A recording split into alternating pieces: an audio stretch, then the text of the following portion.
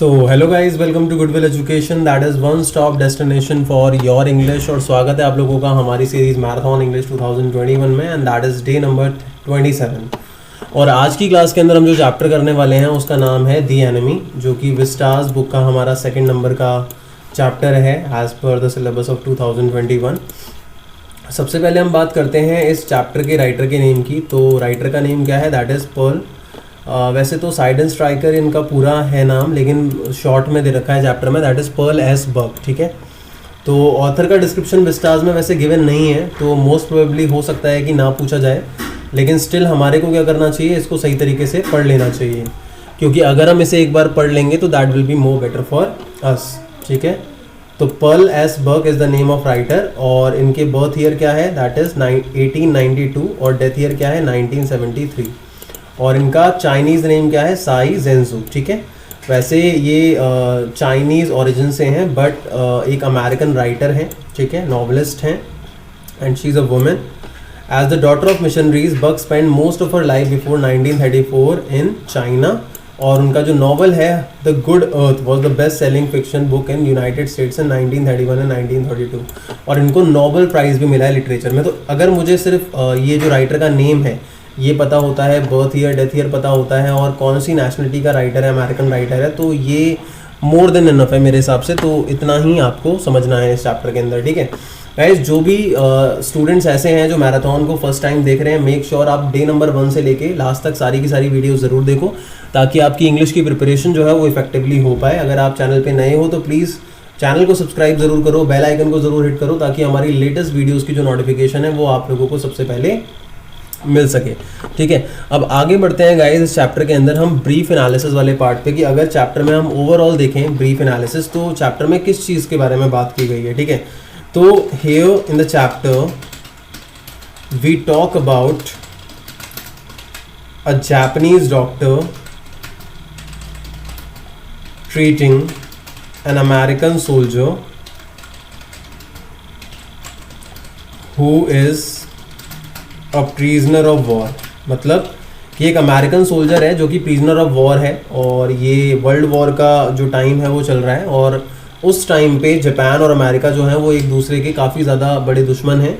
और एक American soldier जो है वो एक जापानीज़ डॉक्टर के घर के कोस्ट पे, जहाँ पे उसका घर है वहाँ के कोस्ट पे, समुद्री किनारे पे, ठीक है, तट पे वेव से बहते हुए आ जाता है, जिसके एक बुलेट लगी हुई है। तो उस टाइम पे वो जापानीज़ डॉक्टर जो है वो उसको ऑपरेट करता है। पहले तो उसके माइंड में यही आता है कि मैं इसे बचाऊं या ना बचाऊं, लेकिन at the end as a doctor वो उसको ऑपरेट करता है, और फाइनली उसको बचाता भी है, और लास्ट में उसको भगा भी देता है। तो क्या हम उसको एक ट्रेटर माने, एक गद्दार माने?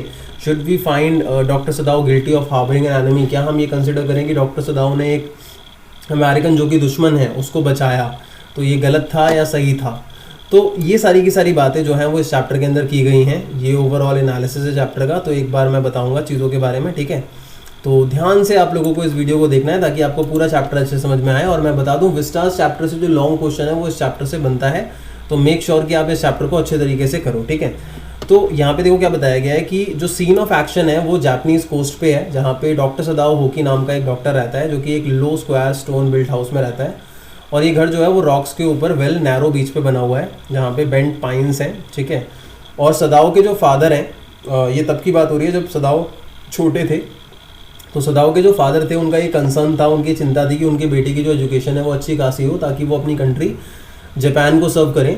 तो इसीलिए डॉक्टर सदाओ को अमेरिका भेजा गया था एट द एज ऑफ 22। ये जो फैक्ट है 22 एज पे भेजा गया था, ये ज़रूर ध्यान रखना आप लोग। ठीक है, और सर्जरी और मेडिसिन की पढ़ाई करने के लिए, एक डॉक्टर बनने के लिए वो वहाँ गए, और एट द एज ऑफ 30 वो वापस आए लौट के, और as a surgeon, as a scientist also. अब साइंटिस्ट देखो उनको इसलिए बोला गया था क्योंकि वो एक ऐसी मेडिसिन की डिस्कवरी कर रहे थे जो वाउंड्स को, जो लोगों के वाउंड्स होते हैं उनको बहुत जल्दी हील कर देती है। ठीक है, तो अब आगे क्या लिखा हुआ है देखो, it was the time of world war. Japan जो था अमेरिका के साथ वॉर में था, और सदाओ को अब्रॉड नहीं भेजा गया था विद ट्रूप्स। अब देखो ये क्या है यहाँ पे, ये बहुत इंपॉर्टेंट फैक्ट है। ठीक है, इसके अंदर यहाँ पे ये बोला गया है कि डॉक्टर सदाओ को जाना था as per the army orders, troops के साथ। आर्मी के ट्रूप्स का मतलब जो आर्मी का ग्रुप होता है उसकी बात की जा रही है, क्योंकि जब वॉर चल रहा था तो जो डॉक्टर्स हैं वो ट्रीटमेंट करते हैं सोल्जर्स का, बॉर्डर पे, तो डॉक्टर सदाओ को जाना था। लेकिन जो ओल्ड जनरल होता है एक आर्मी का, जो काफ़ी प्रोमिनेंट पर्सनालिटी होता है आर्मी की, ओल्ड जनरल जिसका नाम जनरल टाकिमा होता है, ठीक है, उसको मेडिकल ट्रीटमेंट की ज़रूरत थी क्योंकि उसको ऑपरेशन करवाना था,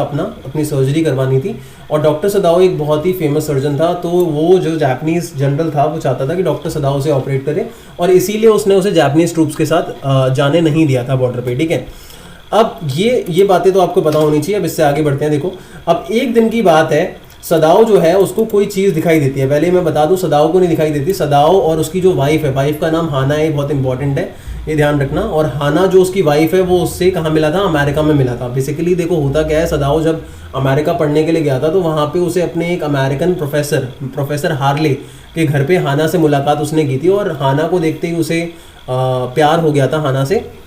लेकिन उसने तब तक इजहार नहीं करा था अपने प्यार का, तब जब तक कि उसे ये कंफर्म नहीं हो गया कि हाना एक जापानीज़ है, क्योंकि उसे ये बात पता थी कि उसके फादर कभी भी एक अमेरिकन से उसे शादी करने के लिए अलाउ नहीं करेंगे, क्योंकि उसके फादर चाहते हैं कि उसकी जो वाइफ हो, सदाओ की जो वाइफ हो, वो प्योर रेस से हो, जापानीज़ रेस से, ठीक है, मतलब जापानीज़ कल्चर से ही हो, जापानीज़ ही हो, ठीक है। तो अब यहाँ पे हाना और सदाओ जो हैं वो अपने कमरे के अंदर है, बेडरूम में, और वो खिड़की से बाहर की तरफ देख रहे हैं, मून की तरफ। और उस टाइम पे हाना को कोई चीज़ मिस्ट से बाहर निकलती हुई, धुंध से बाहर निकलती हुई दिखाई देती है आइलैंड के पास, ठीक है। Sadao watch miss hide outlines of a little island near the शोर।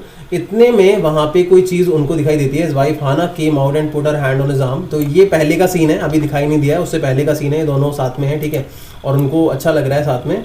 अब जैसे ही जो हाना है वो अपने आर्म्स को, she laid her cheek against his arm, जैसे अपने चीक्स को डॉक्टर सदाओ के आर्म पे रखती है, as a beautiful couple they are spending a quality time with each other. तो उस टाइम पे उनको दिखाई देता है कि कोई चीज़ जो है वो मिस से बाहर निकल के आ रही है, और इट वॉज अ मैन। तो उनको क्या लगता है कि ये पर्सन और कोई नहीं बल्कि एक फिशरमैन है, क्योंकि शायद कोई फिशरमैन जो है वो वेव्स के बहाव से डूबते हुए यहाँ पे पहुँच गया है, ठीक है। और वो लड़खड़ाते हुए व्यक्ति थोड़े से स्टेप्स लेता है और नीचे गिर जाता है। अब उनको क्या लगता है कि ये फिशरमैन है, तो वो देखने के लिए जाते हैं उसको। वही लिखा देखो, it was perhaps a fisherman who had been washed from his boat, ठीक है। लेकिन ये पर्सन जो होता है वो बेसिकली एक प्रिजनर ऑफ वॉर होता है। प्रिजनर ऑफ वॉर कौन होता है? जो युद्ध का कैदी होता है, युद्ध के दौरान जिसको कैप्चर कर लिया गया है।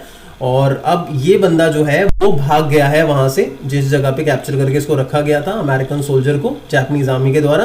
तो शायद इसको जब भागने की इसने कोशिश की होगी तो इसके गोली भी लगी हुई है, जिसलिए ये काफ़ी ज़्यादा लड़खड़ाते हुए चल रहा है। लेकिन अभी तक हाना और डॉक्टर सदाओ को ये बात पता नहीं है, लेकिन जब वो जाते हैं तो उनको पता चलता है। देखो क्या लिखा है, when they came towards him they saw कि ये वाउंडेड है और मोशनलेस पड़ा हुआ है। हाना जो है वो देखती है कि ये वाइट मैन है। वाइट मैन अमेरिकन को ही बोला गया, अलग अलग नाम लिए गए हैं यहाँ पे, वाइट मैन, अमेरिकन, ठीक है, प्रिजनर ऑफ वॉर। सदाओ जो है वो वाउंड को देखता है, ब्लड जो है वो फ्रेशली फ्लो कर रहा है काफ़ी ज़्यादा, और ब्लीडिंग काफ़ी ज़्यादा हो रही है। उनको समझ नहीं आता वो क्या करें, लेकिन डॉक्टर सदाओ सोचता है कि वो उसके वाउंड को पहले पैक कर देगा सी मॉस से, काली से समुद्र की, और वो अनकॉन्शियस होता है। और जब डॉक्टर सदाओ उसके वाउंड को टटोल रहा होता है तो उसको पेन भी हो रहा होता है, ठीक है। अब सदाओ जो है वो अपने मन में कहता है, हाना से बात करता है, कहता है हम इसके साथ क्या करें। और उसके माइंड में यही आता है कि इस सबसे अच्छी चीज़ तो यही होगी कि इसको सी में वापस डाल दिया जाए, और हाना भी अग्री करती है। लेकिन सदाओ एक डिफ़िकल्ट सिचुएशन में होता है और वो सोचता है कि अगर मैंने इसे शेल्टर दिया अपने घर में तो मैं कहीं अरेस्ट ना हो जाऊँ, मेरी फैमिली को प्रॉब्लम्स ना फेस करनी पड़े, और अगर मैंने इसको डाल दिया एज अ प्रिजनर दे दिया तो ये मर ही जाएगा। If they turn him over as a prisoner, मतलब अगर हमने पुलिस को दे दिया तो वैसे भी ये मर जाएगा, आर्मी को दे दिया तो वैसे भी मर जाएगा, ठीक है। और एज ए डॉक्टर अभी उसकी रिस्पॉन्सिबिलिटी ये थी कि ये उसके लिए पेशेंट है जिसकी जान उसे बचानी चाहिए। तो अब उसको ये समझ नहीं आता कि वो क्या करे इस पर्सन के साथ, ठीक है। अब वो क्या करता है, then they try to find out what he was. तो अब वो देखते हैं, उसकी कैप उनको नजर आती है, वो एक यूएस नेवी सोल्जर होता है। उनको समझ में आ जाता है कि एक सेलर है अमेरिकन वॉरशिप से और एक प्रिजनर ऑफ वॉर है, और ये भाग गया है और इसको शायद उसी वक्त वाउंड लगा होगा, गोली लगी होगी। हाना जो है वो सदाओ से पूछती है कि क्या हम इसे सी में डाल दें। सदाओ हेजिटेट करता है और कहता है कि if the man had been whole, कि अगर ये एकदम ठीक होता तो कोई दिक्कत नहीं थी, पुलिस को दे भी देते थे, ठीक है, और ये हमारा दुश्मन है, इसमें कोई डाउट नहीं है। हमारे सारे अमेरिकन जितने भी हैं वो सारे हमारे दुश्मन हैं, लेकिन ये वाउंडेड है और हमें उसे सी में नहीं डालना चाहिए। मतलब पहले से ही वाउंडेड है और उसको सी में डाल दे तो ये बड़ा पाप होगा और गलत चीज़ होगी, ह्यूमैनिटी के नाते बहुत गलत होगा, क्योंकि ये अभी हमारा पेशेंट है। तो हाना ऑब्जर्व दैट कि कहीं ना कहीं अब कोई रास्ता नहीं बचाता उस अमेरिकन को घर में ले जाने के अलावा। सदाओ जो था उसको बिल्कुल भी इस बात का अंदाज़ा नहीं था कि सर्वेंट्स जो हैं वो किस तरीके से रिएक्ट करने वाले हैं। हाना सजेस्ट करती है कि हमें सर्वेंट्स को बता देना चाहिए कि हम इसे पुलिस को दे देंगे, और हम बता देते हैं, otherwise all of them would be in danger, वरना हम सब खतरे में होंगे क्योंकि सर्वेंट्स कहीं किसी को बता दें इसके बारे में। अब वो उस मैन को ले जाते हैं, काफ़ी लाइट होता है, बहुत ज़्यादा पतला सा हो गया है, जैसे उसे काफ़ी दिनों तक कैप्चर करके रखा गया और खाना पीना नहीं दिया हो। They carried him up the steps into the side door of the passage, पीछे वाले रास्ते से ले जाते हैं। They carried him to an empty bedroom. अब ये जो बेडरूम जिसके अंदर वो लेके जाते हैं, डॉक्टर सदाव जो है जिस बेडरूम के अंदर अमेरिकन को लेके जाता है, वो बेडरूम एक प्लेस होता है जहाँ पे कभी डॉक्टर सदाव के फादर रहा करते थे। अच्छा, इस बेडरूम की खासियत मैं बता देता हूँ गाइस कि इस बेडरूम के अंदर कोई भी ऐसी चीज़ नहीं थी जो अमेरिकन हो या किसी दूसरी कंट्री की हो, सारी चीज़ें प्योर जापानीज कल्चर से ही थी, जिससे पता चलता है कि डॉक्टर सदाव के फादर एक ट्रू पैट्रियट होते हैं जो किसी भी विदेशी चीज़ को यूज़ नहीं करते हैं। ठीक है, अब वो उसको ले जाते हैं और वहाँ पे रख देते हैं और हाना जो है पानी लेके आती है उसको वॉश करने के लिए। अच्छा, मैं आपको बता दूं, जब हाना ने इसके बारे में यूमी जो कि उनकी मेड होती है, जब उसको बताया था और उसे वॉश करने के लिए बोला था अमेरिकन के बाउंड्स को, तो यूमी ने साफ साफ मना कर दिया था और वो ऐसे डर्टी इंसान को हाथ भी नहीं लगाना चाहती है, टच भी नहीं करना चाहती है, जिससे पता चलता है कि she was not able to understand the logic behind her master and mistress were asking her to wash the wounds. तो यहाँ पे अब क्या लिखा हुआ है, द पैलर, पैलर का मतलब होता है पेल फेस। तो भाई अब ये सारी चीज़ें हो रही हैं और he put his hand against the man's cold breast, the heart was too was yet alive. मतलब डॉक्टर सदाव जो है उसका चेकअप कर रहा है कि भाई ये अभी जिंदा है या नहीं है। सदाव ऑब्जर्व करता है कि भाई अगर मैंने इसे ऑपरेट नहीं करा तो ये मर जाएगा। And the man was very young, perhaps not even 25। अब एज के बारे में बताया गया उसकी। The man had to be wash first, उसको वॉश तो वही है, ऑब्वियस सी बात है, सर्वेंट्स मना कर देते हैं, तो ये तो आपको बता दिया मैंने। हाना जो है, हाना वॉश द मैन। अब जब नहीं करती यूमी उसको वॉश, तो हाना को उसे खुद वॉश करना पड़ता है। और हाना का कैरेक्टर अगर आप लिखोगे तो ध्यान रखना, she was an obedient wife, ठीक है, जो अपने पति की सारी बातों को सुनती है, उसको असिस्ट करती है पूरे तरीके से। सदाव put his instrument upon a sterilised towel, ठीक है, और वो वॉश करने लग जाता है, मैन की बैक को अच्छे से क्लीन करने लग जाता है। और वो हाना को ये भी कहता है कि तुम इसे एनेस्थीसिया दे दो जिससे ये बेहोश हो जाए और इसका हम ऑपरेशन कर सकें, क्योंकि अगर हमने इसका ऑपरेशन नहीं किया तो ये मर जाएगा। अब हाना जो है वो जब देखती है ऑपरेशन को, तो वो चोक कर जाती है और उसको वॉमिटिंग जैसा फील होता है, लेकिन वो अपने मुंह को बंद करती है और बाहर की तरफ निकल जाती है और फिर बाहर उसके उल्टी करने की आवाज़ डॉक्टर सदाव को सुनाई देती है। अच्छा, ये पॉइंट एक ऐसा पॉइंट होता है गाइस जब डॉक्टर सदाव को काफ़ी ज़्यादा इरिटेशन भी फील होती है, क्योंकि he was not able to accompany his wife even when she needed him badly. और ये सब कुछ उस अमेरिकन की वजह से हो रहा था और इस बात पे उसे अमेरिकन पे गुस्सा भी आ रहा होता है और वो कहता है कि तुम्हारी वजह से ये सब कुछ हो रहा है। And Sadao proceeded swiftly, Hana came in. Sadao जो है वो उससे कहता है कि तुम सैचुरेट करो कॉटन को और उसकी नॉस्ट्रल पे लगाओ, एनेस्थीसिया दो, और she had to move it away a little when he breath badly, ठीक है, मतलब जैसे ही वो बैडली ब्रेथ करेगा उसे उसको हटाना पड़ेगा, ठीक है, जो कॉटन है, सैचुरेटेड कॉटन एनेस्थीसिया का। अब सदाव जो है वो अपने इंस्ट्रूमेंट से काम करने लग जाता है और he was just near the kidney. अच्छा, यहाँ पे एक चीज़ और होती है गाइस, जब डॉक्टर सदाव जो है अमेरिकन को ऑपरेट कर रहा होता है तो उस टाइम पे वो उसे माय फ्रेंड कहता है और कई बार क्वेश्चन एग्जाम के अंदर ये आ जाता है कि उसने जब माय फ्रेंड बोला तो उसमें क्या आयरनी है। तो गाइस आयरनी ये होती है कि जो चीज़ जैसी दिखाई गई है, बोली गई है, उससे अपोजिट हो तो वो उसे माय फ्रेंड बोल रहा है, बट रियलिटी में वो उसका कौन है, दुश्मन है। तो ये चीज़ आप ध्यान रखना। अब Hana had to serve the young man herself और none of the servants would enter the room. The man grew stronger day by day.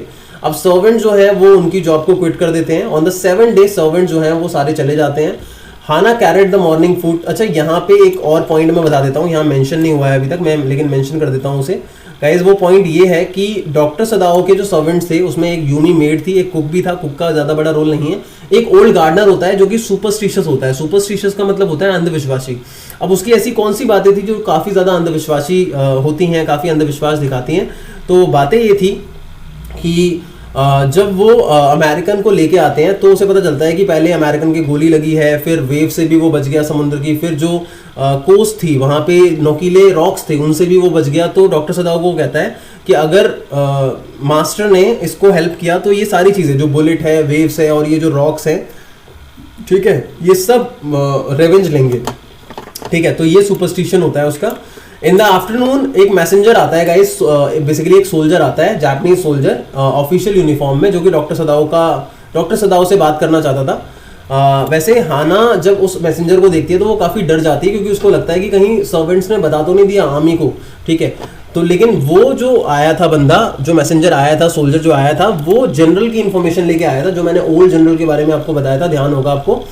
हाना जो है वो थोड़ा साई ऑफ रिलीफ लेती है, क्योंकि जब उसे पता चलता है कि वो जनरल के लिए आया तो उसे थोड़ा रिलीफ फील होता है, क्योंकि उसे लग रहा था कि कहीं वो अरेस्ट करने तो नहीं आया। When Sadao came to say goodbye, she revealed her fear. She had thought that they had come to arrest him. Sadao promised to get rid of that man for her sake. तो ये सारी चीजें होती हैं guys. सदाओ बाद में general को इसके बारे में बता देता है, इस अमेरिकन के बारे में जाके, ठीक है। लेकिन यहाँ पे जनरल का कैरेक्टर ध्यान रखना बहुत ही सेल्फ सेंटर्ड है, जो सिर्फ अपने बारे में सोचता है। ये जनरल को बता देता है उसके बारे में, लेकिन और इसलिए बताता है क्योंकि उसे पता है कि जनरल जो है वो मुझे कुछ नहीं होने देगा। क्यों? क्योंकि जनरल के ऑपरेशन के लिए मेरी जरूरत है, तो वो मुझे कुछ नहीं होने देगा। तो जनरल इसको कहता है कि मैं अपने प्राइवेट असैसिन्स को भेजूंगा और उसको मरवा दूंगा, चिंता मत करो, किसी को कानो कान खबर भी नहीं होगी, तुम किसी को इसके बारे में मत बताना। सदाओ अपने घर पे जाता है, उसे यही लग रहा होता है कि अब वो मर जाएगा, ठीक है, अब तो भाई उसका काम तमाम हो जाएगा, ठीक है, अब मेरे को कोई दिक्कत नहीं होने वाली। और हाना को वो कुछ भी नहीं बताता इसके बारे में, क्योंकि हाना जो है वो डर जाएगी। नेक्स्ट मॉर्निंग जब वो गेस्ट रूम में जाता है और देखता है कि कहीं वो अमेरिकन अब जा चुका होगा, रात को असैसिन्स ने अपना काम कर दिया होगा, लेकिन ऐसा कुछ नहीं होता, वो वहीं के वहीं होता है। और सेकंड नाइट भी पास हो जाती है, फिर भी वो वहीं होता है, थर्ड नाइट के बाद भी वहीं पे होता है। तो ये सारी चीज़ें डॉक्टर सदाओ को बताती हैं कि यार जनरल कुछ नहीं करने वाला। Doctor Sadao told him that कि अब वो ठीक हो चुका है और वो अब अरेंजमेंट करता है उसका एक बोट के साथ, जो कि नदी जापानीज कोस्ट होती है, समुद्र का किनारा होता है, वहां पे वो लगाता है और उसमें कुछ फूड और एक्स्ट्रा क्लोथिंग भी रख देता है। अब ये टॉम जो है वो उसका रियल नेम होता है अमेरिकन का, ये ध्यान रखना, कई बार ये नेम आ जाता है। तो टॉम जो है वो आसानी से एक लिटिल आइलैंड पे जा सकता है। अब देखो यहाँ पे ध्यान रखना, जिस जापानीज कोस्ट पे डॉक्टर सदाओ का घर था उसके एकदम सामने एक आइलैंड होता है। वो आइलैंड जो है वो स्टॉर्म के टाइम पे पानी में सबमर्ज हो जाता है, पानी में चला जाता है, क्योंकि वहां का पानी काफी डीप है आसपास का, तो वहां पे कोई जाता नहीं है। तो डॉक्टर सदाओ का प्लान ये था कि अभी स्टॉर्म का टाइम नहीं है, तो जो अमेरिकन है वो उस आइलैंड पे जा सकता है छोटी सी बोट से और फिर वहां पे रह सकता है, क्योंकि वहां कोई आता जाता नहीं है। और जैसे ही कोई कोरियन फिशिंग बोट पास में से जाएगी तो वो अपनी उस छोटी बोट के थ्रू वहां पे छिटके कोरियन फिशिंग बोट पे चढ़ के कोरिया निकल सकता है और कोरिया से वो अमेरिका पहुंच जाएगा। ये उनका प्लान होता है। तो वो उसको कुछ फूड, एक्स्ट्रा क्लोथिंग और ये सब कुछ देता है। और नोबडी लिव देयर, वो कहता है कि यहाँ कोई रहता नहीं है, क्योंकि स्टॉर्म में पानी में सबमर्ज हो जाता है आइलैंड, लेकिन अभी कोई स्टॉर्म में सीजन नहीं है, तो तुम वहां रह सकते हो जब तक कि कोई कोरियन फिशिंग बोट वहां से पास नहीं होगी। और अच्छा, डॉक्टर सदाओ उसको कुछ बातें और बताता है। वो कहता है कि बेसिकली वो उसे एक फ्लैश लाइट देता है और कहता है कि तुम्हें 2 फ्लैशेस मारने होंगे जब सनसेट का टाइम होगा। अगर फूड खत्म हो गया तो मैं तुम्हें और भेज दूंगा, लेकिन अगर फूड खत्म नहीं हुआ तो तुम्हें एक फ्लैश लाइट मारनी है, ताकि मुझे पता चल सके कि तुम वहां पे हो। और जिस दिन भी मुझे एक भी फ्लैश लाइट नहीं दिखेगी तो मैं समझ जाऊंगा कि तुम वहां से जा चुके हो। तो गाइस इस चीज को ध्यान रखना, 2 फ्लैश लाइट जब खाना खत्म हो गया हो, 1 फ्लैश लाइट अगर तुम वहां पे हो। अगर कभी नहीं आई फ्लैश लाइट तो आई विल अंडरस्टैंड कि तुम वहां से जा चुके हो। तो ये सारी की सारी चीजें वहां पे होती हैं, ठीक है। अब वो उसे वहां से भगा देता है, कौन? डॉक्टर सदाओ जो है अमेरिकन को वहां से भगा देता है। अब डॉक्टर सदाओ को रात को इमरजेंसी में जनरल के द्वारा बुलाया गया था, क्योंकि उसके गॉल ब्लैडर में, जो कि लोअर वेस्ट पार्ट होता है गाइस, ठीक है, उसमें प्रॉब्लम थी और उसके ऑपरेशन के लिए डॉक्टर सदाओ की जरूरत थी।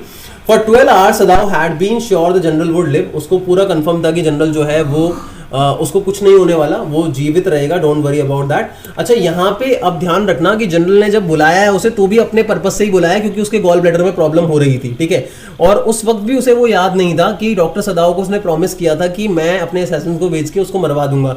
बाद में जनरल को रियलाइज होता है कि मैंने डॉक्टर सदाओ को प्रॉमिस किया था, और इस वजह से वो डॉक्टर सदाओ को समझाता है और कहता है कि मैं भूल गया वो करना, लेकिन तुम प्लीज ये मत समझना कि मैं पेट्रियोटिक नहीं हूं और मेरे पेट्रियोटिज्म में कोई कमी है और मैंने जानबूझ के असैसिन्स को नहीं भेजा। मैं कहीं ना कहीं आजकल बहुत सेल्फ सेंटर्ड हो गया हूँ, सेल्फिश हो गया हूँ, मुझे इसके लिए माफ कर दो। अब डॉक्टर सदाओ को भी दिक्कत नहीं होती गाइस। क्यों नहीं होती? क्योंकि डॉक्टर सदाओ को पता होता है कि जनरल को असैसिन इसके बारे में पता था, अमेरिकन सोल्जर के बारे में।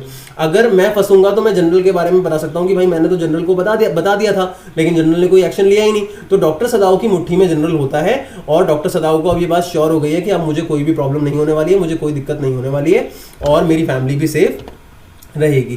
तो 1 week after the operation, Sadao felt that general was well enough to be spoken to about the prisoner. Sadao informed him that the prisoner had escaped. General जो है वो डॉक्टर को कहता है कि यार मैंने तुम्हारा प्रॉमिस जो था वो नहीं रखा। He then confessed the truth. He had been suffering a great deal. ठीक है। अब यहाँ पे डॉक्टर सदाओ कहता है ही थॉट ऑफ नथिंग। अच्छा, ये जनरल कह रहा है कि भाई मैंने सिर्फ अपने बारे में सोचा और मैं अपना प्रॉमिस भूल गया। That night Sadao waited at dusk for the light for the island. लेकिन वहां से कोई लाइट नहीं आती, कोई सिग्नल नहीं आता, जिससे डॉक्टर सदाओ को समझ में आ जाता है कि भाई वो बंदा वहां से जा चुका है। तो यहाँ तक हमारा गाइस चैप्टर हो जाता है। अब इसके बाद अगर हम बात करते हैं कैरेक्टर्स की, तो आप लोगों को पता है कि इस चैप्टर के अंदर कैरेक्टर कौन से हैं। तो एक तो भाई डॉक्टर सदाओ का ही कैरेक्टर है, ऑब्वियस सी बात है। हाना का कैरेक्टर है जो कि उसकी वाइफ होती है, जो प्रोफेसर हार्ले के यहाँ पे उन्हें मिली थी। प्रोफेसर हार्ले कौन थे? अमेरिकन प्रोफेसर थे इनके। इसके अलावा क्या नाम है, सर्वेंट्स हैं जिसमें यूमी है, गार्डनर है, ओल्ड गार्डनर है, ठीक है, एक कुक है इनका, और इसके अलावा जनरल है, ठीक है। ये कुछ कैरेक्टर्स हैं जो गाइज यहाँ पे हैं इंपॉर्टेंट, ठीक है, जिनका आपको ध्यान रखना होगा। और दूसरी जो चीज़ है वो है मैसेज गाइज। तो मैसेज यहाँ पे क्या है? ह्यूमैनिटी इज अबव, ह्यूमैनिटी, या मैं कह सकता हूँ serving humanity is the biggest goal of life and we should raise ourselves